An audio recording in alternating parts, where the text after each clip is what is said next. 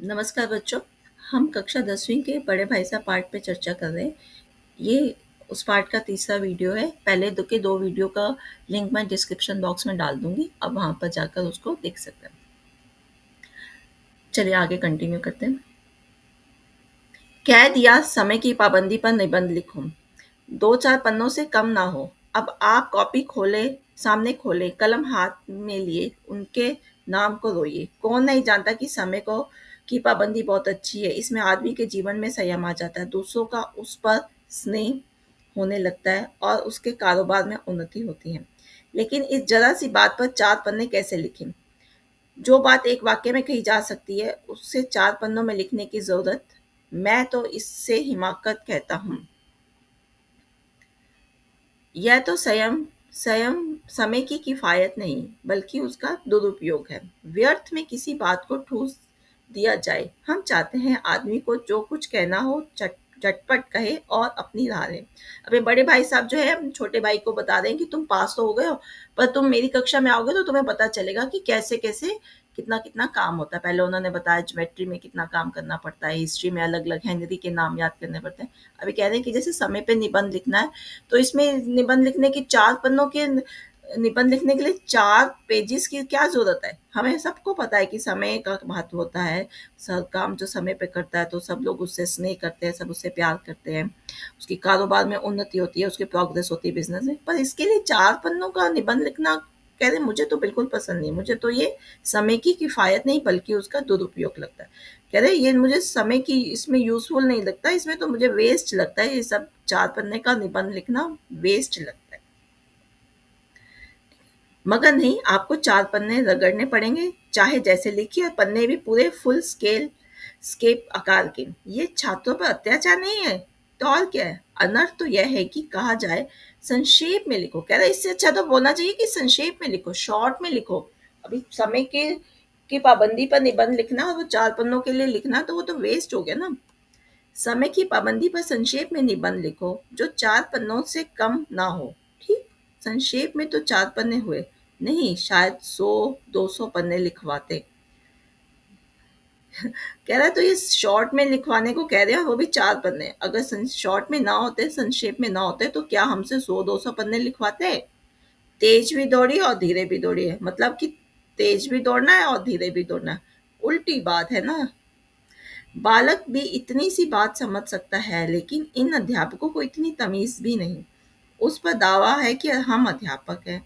मेरे दर्जे में आओगे लल्ला तो ये सारे पापड़ बेलने पड़ेंगे, तब बांटते दाल का भाव मालूम होगा। इस दर्जे में अव्वल आ गए तो जमीन पर पाँव नहीं रखते।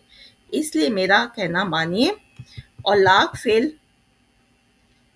हो गया हूँ लेकिन तुमसे बड़ा हूँ। संसार का मुझे तुमसे अधिक अनुभव है। जो कुछ कहता हूँ उसे गिरह बांध लीजिए, पछताइएगा नहीं तो पछताइएगा। कह रहा है कि हाँ ठीक है, तुम अव्वल हो गए हो, मैं फेल हो गया हूँ, पर जो भी है हूँ मैं तुमसे बड़ा ही। ठीक है, संसार का अनुभव मुझे तुमसे ज्यादा है। तो जो मैं कहता हूँ उसको गिरह बांध लो, उसको समझ लो, वरना तुम बाद में पछताओगे। स्कूल का समय निकटता नहीं, ईश्वर जाने यह उपदेश माला कब समाप्त होती। भोजन आज मुझे निस्वाद सा लग रहा था। जब इतनी डांट पड़ गई तो भोजन तो निस्वाद ही लगेगा ना, टेस्टलेस लगेगा। जब पास होने पर यह तिरस्कार हो रहा है तो फेल हो जाने पर तो शायद प्राण ही निकल जाते। अभी वो कह रहा है एक तो पास हो गया हूँ, ऊपर से फर्स्ट आया हूँ, उसके बाद मेरे को इतनी इंसल्ट हो रही है, मेरी इतना तिरस्कार हो रहा है, तो अगर मैं फेल हो जाता तो मेरी तो प्राण ही निकल जाते, मेरी तो जान ही चली जाती। भाई साहब ने अपने दर्जे की पढ़ाई का जो भयंकर चित्र खींचा था उसने मुझे भयभीत कर दिया। स्कूल छोड़कर घर नहीं भागा, यही ताज्जुब है। लेकिन इतने तिरस्कार पर भी पुस्तकों से में मेरी अरुचि ज्यों की त्यों बनी रही। खेलकूद का कोई अवसर हाथ से ना जाने देता, पढ़ता भी मगर बहुत कम, बस इतना कि रोज टास्क पूरा हो जाए, दर्जे में जलील ना होना पड़े। अपने ऊपर जो विश्वास पैदा हुआ वह फिर लुप्त हो गया, फिर चोरों सौ का सा जीवन काटने लगा। इतना सब होने के बाद भी कह रहा मेरे को पुस्तकों में इतना इंटरेस्ट नहीं था।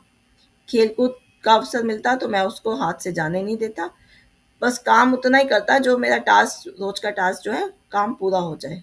ठीक है, जिससे मुझे जलील ना होना पड़े मेरी इंसर्ट ना हो। फिर सालाना इम्तिहान हुआ, फिर दोबारा से एनुअल एग्जामिनेशन हुए, और कुछ ऐसा संजोग हुआ कि मैं फिर पास हुआ और भाई साहब फिर फेल हो गए। अभी बड़े भाई साहब इस साल फिर फेल हो गए। मैंने बहुत मेहनत नहीं की पर ना जाने कैसे दर्जे में अव्वल आ गया। फिर से मैं अव्वल आ गया दर्जे में। मुझे खुद अचरज हुआ। भाई साहब ने प्राणांतक परिश्रम किया। इतना उन्होंने हार्ड वर्क किया था। कोर्स का एक एक शब्द चाट गए। 10 बजे रात तक इधर उधर, 4 बजे सुबह, 4 बजे भोर से उधर, 6 से 9:30 तक स्कूल जाने से पहले मुद्रा कांतिहीन हो गई, मगर बेचारे फेल हो गए। मुझे उन पर दया आती थी। नतीजा सुनाया तो वह रो पड़े। अभी वो बड़े भाई साहब फिर फेल हो गए। बहुत मेहनत की, पढ़ते रहते थे, सुबह से 4 बजे से लेके शाम तक पढ़ते रहते, पर फिर वो फेल हो गए। अभी छोटे भाई को बहुत बुरा भी लग रहा था कि उसका बड़ा भाई फेल हो गया, और बड़ा भाई जो है रोने लग गए थे।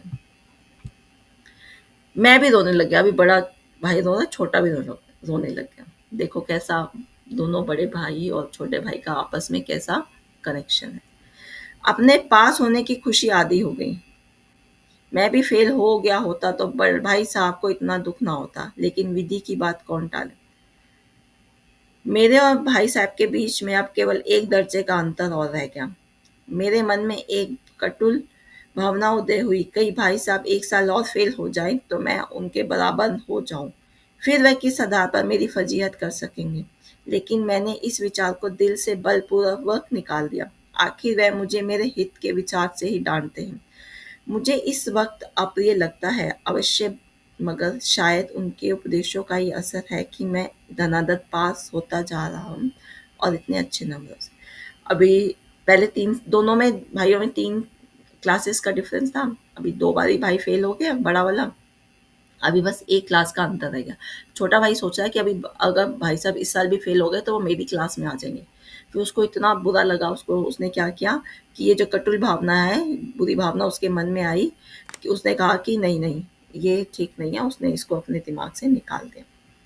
अब भाई साहब बहुत कुछ नरम पड़ गए। कई बार मुझे डांटने का अवसर पाकर भी उन्होंने धीरज से काम लिया। शायद अब वह खुद समझने लगे थे कि मुझे डांटने का अधिकार उन्हें नहीं रहा, या रहा भी तो बहुत कम। मेरी स्वच्छंदता भी बढ़ी। मैं उनकी सहिष्णुता का अनुचित लाभ उठाने लगा। मुझे कई ऐसी धारणा हुई कि मैं पास हो जाऊंगा, पढ़ूं या ना पढ़ूं, मेरी तकदीर बलवान है। इसलिए भाई साहब के डर से जो थोड़ा बहुत पढ़ लिया करता था वह भी बंद हुआ। मुझे कनकों उड़ाने का नया शौक पैदा हो गया। अभी क्या हो गया, उसको लगा कि अब बड़े भाई साहब अभी उसको ज़्यादा डांटते नहीं थे, क्योंकि 2 बारी तो फेल हो गए थे और वो छोटा भाई तो पास ही होता जा रहा था। तो इन्होंने क्या किया, उसको थोड़ा डांटना कम कर दिया। और छोटे भाई को भी लगा मैं तो पास होता ही जाता हूँ, होता ही जाता हूँ, तो उसने भी थोड़ा पढ़ना कम कर दिया, और उसको पतंगे उड़ाने का नया शौक पैदा हो गया। अब सारा समय पतंगबाजी की ही भेंट होता था। फिर भी मैं भाई साहब का अदब करता था, पर फिर भी वो अपने भाई की रिस्पेक्ट करता था, अदब करता था, उसका आदर करता था। क्योंकि उसको कहीं ना कहीं उसको पता था कि अगर बड़ा भाई उसको डांट रहा है तो वो उसके भले के लिए ही डांट रहा है। ठीक है, एक बारी भी उसको पलट कर जवाब नहीं देता था कि आप ऐसे क्यों कह रहे हो, आप खुद फेल हो गए हो।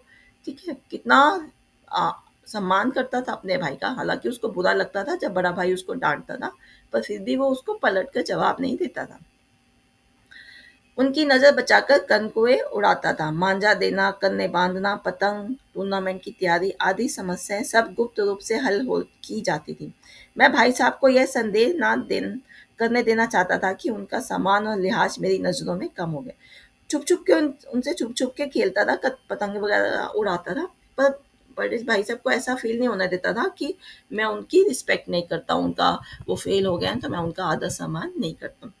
एक दिन संध्या समय हॉस्टल से दूर मैं कनकौआ लूटने बेतहाशा दौड़ा जा रहा था। आंखें आसमान की ओर थी और मन उस आकाशगामी पथिक की ओर मंद गति से झूमता पतन की ओर चला जा रहा था। अभी पतंग जो थी ऊपर आकाश में पतंग कट रही थी, तो उसकी तरफ ध्यान देते हुए ये भाग रहे थे छोटे वाले भाई, क्योंकि उनको वो पतंग को पकड़ना था। मानो कोई आत्मा स्वर्ग से निकलकर विरक्त मन से नए संस्कार ग्रहण करने की ओर जा रही है। बालकों की पूरी सेना लगे और झाड़ झाड़दार बांस लिए इनका स्वागत करने को दौड़ी आ रही थी। किसी को अपने आगे पीछे की खबर ना थी। तभी मानो उस पतंग के साथ ही आकाश में सभी मानो उस पतंग के साथ ही आकाश में उड़ रहे थे। यहाँ तक सब कुछ समतल था, ना मोटर कारें, ना ट्राम, ना गाड़ियां। सहसा भाई साहब से मेरी मुठभेड़ हो गई, जो शायद बाजार से लौट रहे थे। उन्होंने वही हाथ पकड़ लिया और उग्र भाव से बोले, इन बाजारी लोंडों के साथ ढेले के कनकुए के लिए दौड़ते हुए तुम्हें शर्म नहीं आती? तुम्हें इसका भी कुछ लिहाज नहीं कि अब नीची जमात में नहीं हो, बल्कि 8वीं जमात में आ गए हो और मुझसे केवल एक दर्जा नीचे हो। आखिर आदमी को कुछ तो अपनी पोजीशन का ख्याल रखना चाहिए। अभी वो अपना पतंग वो एक कट गई थी, उसको पकड़ने के लिए सब बच्चे दौड़ रहे थे, बाजार में भाग रहे थे। तो इतनी देर में क्या हुआ कि बड़े भाई सबसे पाला पड़ गया। उन्होंने देख लिया कि ये तो मेरा छोटा भाई है, वहीं पे उसको डांटना शुरू कर दिया। अब तुम छोटी जमात में नहीं हो, जमात मतलब छोटी कक्षा में नहीं हो, 8वीं कक्षा में आ गए हो। अभी तुम्हें ये सब अच्छा लगता है? इन सब तरह बाजार के जो आवारा बच्चे उनके साथ खेलना। कुछ तो अपनी पोजीशन का तुम ध्यान रखो। एक जमाना था लोग 8वां दर्जा पास करके नायब तहसीलदार हो जाते थे। मैं कितने ही मिडिलचियों को जानता हूँ जो आज अव्वल दर्जे के डिप्टी मजिस्ट्रेट और सुपरिटेंडेंट हैं। कितने ही 8वीं जमात वाले हमारे लीडर समाचार पत्रों के संपादक हैं। अब ये कह रहे हैं 8वीं जमात, उस समय में 8वीं जमात पढ़ना बहुत बड़ी बात हो जाती थी। कह रहे इतने लोग पढ़ के तो तहसीलदार हो गए कि बड़े बड़े विद्वान उनकी मातहती में काम करते हैं और तुम उसी 8वीं दर्जे में जाकर बाजारी लोंडों के साथ कनकुए के लिए दौड़ रहे हो और तुम कह रहे हैं कि तुम इतनी 8वीं कक्षा में आ गए हो। उस समय में 8वीं कक्षा में आना बहुत बड़ी बात होती थी, मैंने बताया ना आपको। और तुम यहाँ पे बाजार के मतलब ऐसे आवारा बच्चों के साथ पतंगे उड़ के लिए दौड़ रहे हो। मुझे तुम्हारी इस कम अकली पर दुख है। तुम ज़हीन हो, इसमें शक नहीं, लेकिन वह ज़हन किस काम का जो हमारे आत्मगौरव की हत्या कर डाले। तुम अपने दिल में समझते होगे मैं भाई साहब के से महज एक दर्जा नीचे हूँ। अब मुझे उनका कुछ कहने का हक नहीं है, लेकिन यह तुम्हारी गलती है। कह रहे कि तुम्हें लगता होगा कि अब मैं तुमसे एक क्लास ही नीचे हूँ, मतलब तुम मुझसे एक क्लास नीचे हो, मैं फेल हो चुका हूँ, तुम पास होते जा रहे हो। पर इस चीज़ को गलत मत समझो, मैं अभी भी तुमसे 5 साल बड़ा हूँ। चाहे आज तुम मेरी जमात में आ जाओ और परीक्षकों का यही हाल है, तो निस्संदेह अगले साल तुम मेरे साथ समकक्ष हो जाओगे और शायद 1 साल बाद मुझसे आगे भी निकल जाओ। लेकिन मुझसे में और तुम में जो 5 साल का अंतर है, उसे क्या तुम खुदा भी नहीं मिटा सकता? कह रहे तुम जो मेरी क्लास में आ जाओ, मुझसे आगे निकल जाओ, मैं पीछे रह जाऊँ, पर तुम्हारे और मेरे बीच में जो 5 साल का अंतर है ना, जो मुझे 5 साल ज़्यादा अनुभव है तुमसे, तुम उसको नहीं झुटला सकते। मैं तुमसे 5 साल बड़ा हूँ और हमेशा रहूँगा। मुझे दुनिया का और ज़िंदगी का जो तजुर्बा है, तुम उसकी बराबरी नहीं कर सकते हो।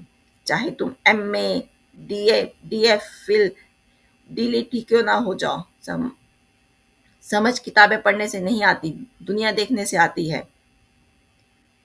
हमारी अम्मा ने कोई दर्जा नहीं पास किया है और दादा भी शायद 5वीं छठी जमात के आगे नहीं पढ़ गए हैं, लेकिन हम दोनों चाहे दुनिया की विद्या पढ़ ले, अम्मा और दादा को हमें समझाने और सुधारने का अधिकार हमेशा रहेगा। कह रहे हैं कि जो हमारी माता जी है वो उन्होंने कोई क्लास नहीं पढ़ी है। पिताजी भी जो है 5वीं छठी जमात के ही हैं, पर हम सारी दुनिया की पढ़ाई खत्म कर ले, फिर भी हम जो हमारे माता पिता को ये अधिकार है कि वो हमेशा हमें समझाएं। हमारे को सुधारने का अधिकार उनके पास हमेशा रहेगा।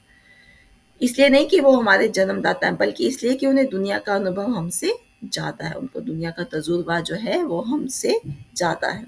अमेरिका में किस तरह की राज व्यवस्था है, 8वें हेनरी ने कितने ब्याह किए और आकाश में कितने नक्षत्र हैं, नक्षत्र मतलब स्टार्स। यह बातें चाहे उन्हें ना मालूम हो, लेकिन हजारों ऐसी बातें हैं जिनका ज्ञान उन्हें हमसे बेहतर, हमसे और तुमसे ज़्यादा है। देव ना करे आज मैं बीमार हो जाऊं तो तुम्हारे हाथ पांव फूल जाएंगे। दादा को तार देने के सिवा तुम्हें और कुछ ना सूझेगा, लेकिन तुम्हारी जगह दादा हो तो किसी को तार ना देंगे। ना घबराए, ना बदहवास हो। पहले खुद मदद पहचान कर इलाज करेंगे, उसमें सफल ना हुए तो फिर किसी डॉक्टर को बुलाएंगे। बीमारी तो खैर बड़ी चीज है, हम तुम तो इतना भी नहीं जानते कि महीने भर का खर्च महीना भर कैसे चलाते हैं। ठीक है, तो कह रहा कि अभी तुम ठीक है, तुम्हें पुस्तकीय ज्ञान आ गया, पर तुम्हें पता है कि अगर बीमार हो जाऊंगा मैं आज, अगर मैं बीमार हो जाऊं तो तुम तो दादा को तार, उस समय से फोन तो नहीं होते थे ना, तो किसी को बहुत अर्जेंट इमीडिएटली मैसेज करना होता था तो तार के थ्रू हम करते थे। तुम तो तार दे दोगे और इससे ज़्यादा क्या करोगे? तो यही अगर दादा हो, हमारे पापा हों, तो उनको इतना अनुभव है, उनको पहले तो वो देखेंगे कि क्या बीमारी है, फिर उसके अकॉर्डिंग वो इलाज भी करेंगे। ठीक है? हम तुम इतना भी नहीं जानते कि महीने भर, और हमें तो इतना भी नहीं पता कि 1 महीने का खर्च किस तरीके से घर का खर्च चलाते हैं। जो कुछ दादा भेजते हैं, उसे हम 20-22 तक खर्च कर डालते हैं। 20-22 महीने की 20-22 तारीख तक ही हम उसको खर्च कर देते हैं, जितना पैसा हमारे पिताजी हमें हॉस्टल के लिए भेजते हैं। लेकिन जितना आज हम और तुम खर्च कर रहे हैं, उसके आधे में दादा ने अपनी उम्र का बड़ा भाग इज्जत और नेकनामी के साथ निभाया है और कुटुंब का पालन किया है, जिसमें सब मिलकर 9 आदमी थे। अपने हेडमास्टर साहब ही को देखो, एमए है कि नहीं, और यहाँ के एमए नहीं, ऑक्सफोर्ड के 1000 रुपये पाते हैं, लेकिन उनके घर का इंतजाम कौन करता है? उनकी बूढ़ी माँ। तो बता रहे हैं कि कैसे पिताजी जो है, जितना खर्चा हम यहाँ पे हॉस्टल में करते हैं, उससे आधे में ही वो उन्होंने मैनेज किया है घर को, कुटुंब को, फैमिली को। और कितने लोग थे? 9 आदमी थे हमारी फैमिली में। अपने टीचर के बारे में देखो, हेडमास्टर के बारे में कह रहे हैं कि ऑक्सफोर्ड से उन्होंने एमए किया है, कितने पढ़े लिखे हैं, 1000 रुपये उनकी सैलरी है, 1000 रुपये, पर फिर भी उनका जो घर कौन चलाता है? उनकी बूढ़ी माँ ही तो चलाती है। हेडमास्टर साहब की डिग्री यहाँ बेकार हो गई। पहले खुद घर का इंतजाम करते थे, खर्च पूरा ना पड़ता था, कर्जदार रहते थे। जब से उनकी माताजी ने प्रबंध अपने हाथ में लिया है, जैसे घर में लक्ष्मी आ गई है। तो भाईजान, यह गरूर दिल से निकाल डालो कि तुम मेरे समीप आ गए हो और अब स्वतंत्र हो। मेरे देखते तुम बेराना चलने पाओगे। कह रहा तो ये बात तुम अपने दिल से निकाल दो। ये गरूर मतलब कि तुम छोड़ दो कि तुम पास हो गए और मैं फेल हो गया हूँ, इसका घमंड करना छोड़ दो। मैं तुम्हें कभी भी बेराह नहीं, गलत रास्ते पे चलते हुए नहीं देख पाऊंगा। ऐसा वो अपने छोटे भाई को समझा रहे हैं। तुम यो ना मानोगे तो मैं थप्पड़ दिखाकर इसका प्रयोग भी कर सकता हूँ। जानता हूँ तुम्हें मेरी बात जहर लगेगी। मैं उनकी इस नई युक्ति में नतमस्तक हो गया। मुझे आज सचमुच अपनी लघुता का अनुभव हुआ और भाई साहब के प्रति मेरे मन में श्रद्धा उत्पन्न हुई। मैंने सहजल आंखों से कहा, हरगिज नहीं, आप जो कुछ फरमा रहे हैं बिल्कुल सच है और आपको उसके कहने का अधिकार है। तो उन्होंने क्या किया, अगर तुम नहीं समझोगे तो मैं थप्पड़, उन्होंने थप्पड़ दिखाया ऐसे हाथ दिखा के, और बोला इसका प्रयोग भी कर सकता हूँ। पूरा अधिकार समझते अपने बड़ा भाई जो है छोटे भाई पे। ऐसा नहीं कि कुछ गलत कर रहा है तो करने तो मैं क्या करूँ, ऐसा नहीं कह रहे हैं। पूरा उनकी जिम्मेदारी ली हुई है उसने, बड़े भाई ने छोटे भाई की। अब इतना सब सुनने के बाद जो छोटा भाई था, उसको एकदम से नतमस्तक हो गया। उसको समझ आ गया कि जो मेरा बड़े भाई ने समझाया है वो सच में सही है। जीवन का अनुभव जो है वो पुस्तकीय ज्ञान से बड़ा है। उसकी आंखें सजल हो गई, उसकी आंखों में पानी आ गया और उसने बोला कि ऐसा कभी नहीं होगा, जो आप कह रहे हैं वह बिल्कुल सच है और आपको ये सब कहने का अधिकार है। तो इस तरीके से हमने देखा कि किस तरीके से प्रेमचंद जी ने बड़े ही सरल और सहज तरीके से दिखाया है कि शिक्षा के ऊपर भी हमारा कमेंट किया है कि सिर्फ शिक्षा रटने तक ही नहीं है। जो जीवन का ज्ञान होता है, जो हमारा ज्ञान अनुभव से मिलता है, वो ज्ञान हमें ज़िंदगी में ज़्यादा महत्वपूर्ण है, बल्कि कि 4-5 चैप्टर याद किए, क्वेश्चन आंसर याद किया और परीक्षा में पास हो गए। आशा करती हूँ आपको ये वीडियो पसंद आया होगा। तो आज का वीडियो हम यहीं समाप्त करते हैं। धन्यवाद बच्चों।